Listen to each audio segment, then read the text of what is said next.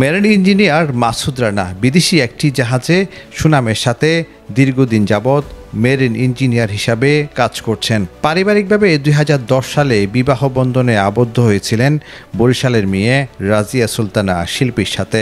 দুটি কন্যা সন্তান সহ নগরীর আকবর শাহ প্রভাতী স্কুলের পিছনে একটি আবাসিক এলাকায় জীবনযাপন করতেন। তাদের দাম্পত্য জীবন ছিল সুখময়।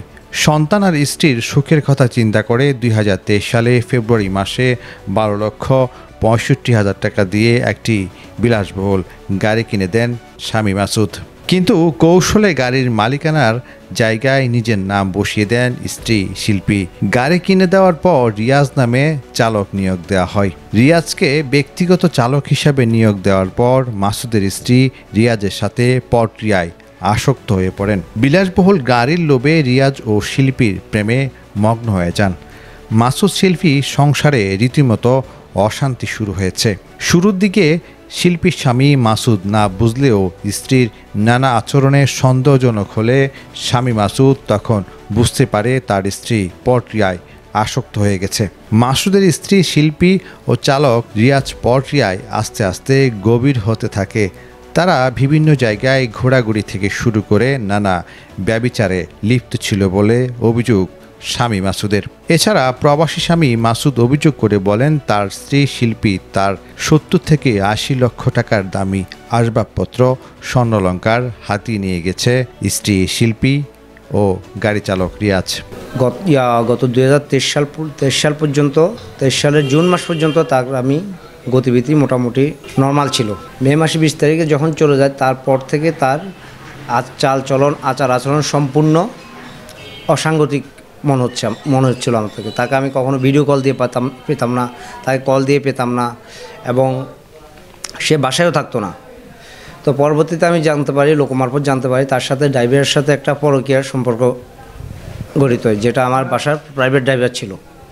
সে আমার প্রাইভেট গাড়ি চালাইতো। তখন তারা বিভিন্ন জায়গায় আমার গাড়ি নিয়ে ঘোরাফেরা করতো। সে আমার বাসার বিভিন্ন দামি দামি জিনিসপত্র বিক্রি করে ফেলছে। আমার বাসায় এসি ছিল, এসি বিক্রি করে ফেলছে। আমার বাসায় বিভিন্ন আমার কাজের ইনস্ট্রুমেন্ট ছিল, যেগুলো এক একটার দাম ২ থেকে ২.৫ লাখ টাকা। এরকম ৫-৬ সেট আমার থেকে ইনস্ট্রুমেন্ট ছিল, সব সে বিক্রি করে খেয়ে ফেলছে। আমার মেয়ের একটা কম্পিউটার ছিল, ল্যাপটপ, সেটা সে বিক্রি করে খেয়ে ফেলছে। বাসার মধ্যে ৩-৪টা দামি দামি কম্পিউটার ছিল, সেগুলো সে বিক্রি করে খেয়ে ফেলছে।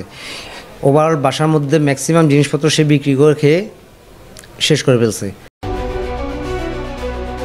ভুক্তভোগী স্বামী মাসুদ এসবের সুষ্ঠু বিচার দাবি করেন। সে সাথে অন্য কোনো প্রবাসীর সাথে এমন ঘটনা যাতে না ঘটে, সেজন্য সকলকে সচেতন থাকার পরামর্শ দেন। এদিকে গাড়ি চালক রিয়াজের স্ত্রী প্রতিদিনের কাগজকে অভিযোগ করে বলেন, রিয়াজ চাকরি নেওয়ার পর থেকে তার আচরণ সন্দেহ হতো, কিন্তু পর্যায়ক্রমে রিয়াজ গভীর রাতে বাসায় ফেরার সহ নানা অমানবিক আচরণ করত। রিয়াজের স্ত্রী শিল্পীর সাথে পরক্রিয়ার কথা জানতে পারে।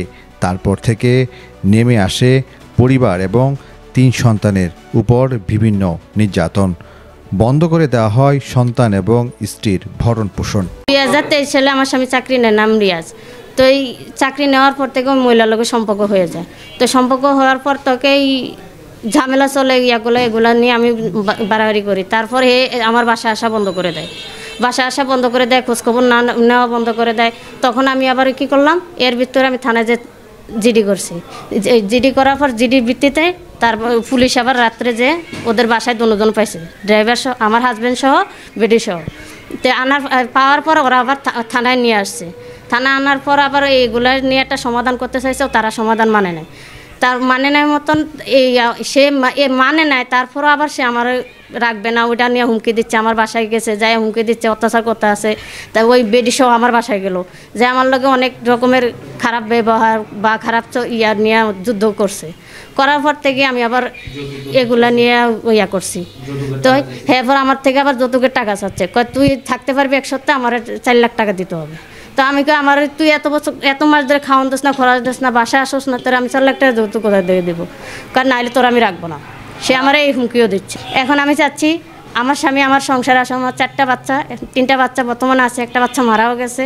এখন আমার সুখের সংসারে আমার স্বামীর জন্য ফিরে আসে। তিনি এই ঘটনার পর আকবর শাহ থানায় একটি অভিযোগ দায়ের করেন। অভিযোগের ভিত্তিতে ৪ জানুয়ারি ২০২৫ সালে চালকের স্ত্রীর অভিযোগের ভিত্তিতে ব্যভিচারে অবস্থায় আকবর শাহ থানা পুলিশ শিল্পী এবং রিয়াজকে গ্রেফতার করে। পুলিশ গ্রেফতার করার পর পুলিশের কাছে স্বীকারোক্তিতে রিয়াজ শিল্পী একটি কোর্ট এফিডেভিট উপস্থাপন করেন, যাতে লেখা থাকে ২০২৩ সালের মে মাসে তারা বিবাহ বন্ধনে আবদ্ধ হন।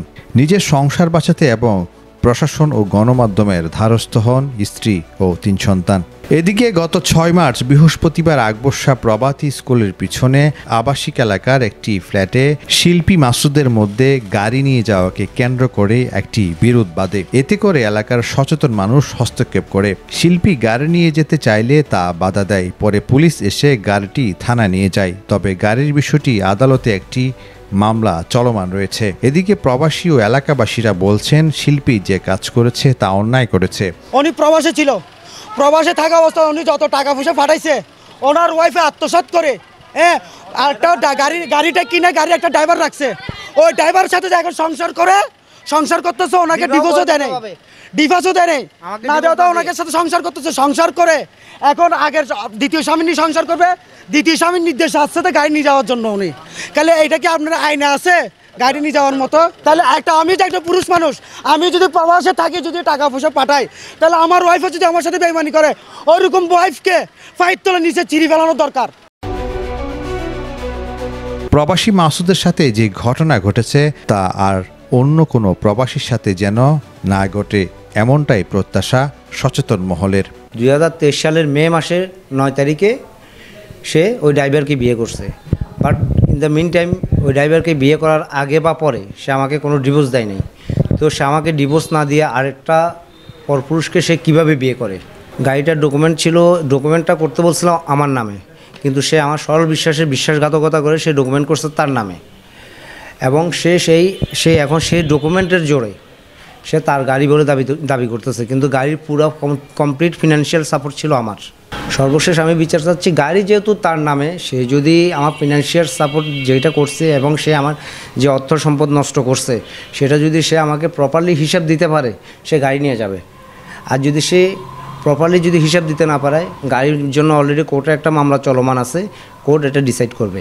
যারা প্রবাসে আছেন, প্রবাসী ইনকাম করেন, তাদেরকে এই উদ্দেশ্য করে বলবো, আপনারা যাই কিছু করেন একটু বিবেক বুদ্ধি খরচ করে চিন্তা ভাবনা করে করবেন।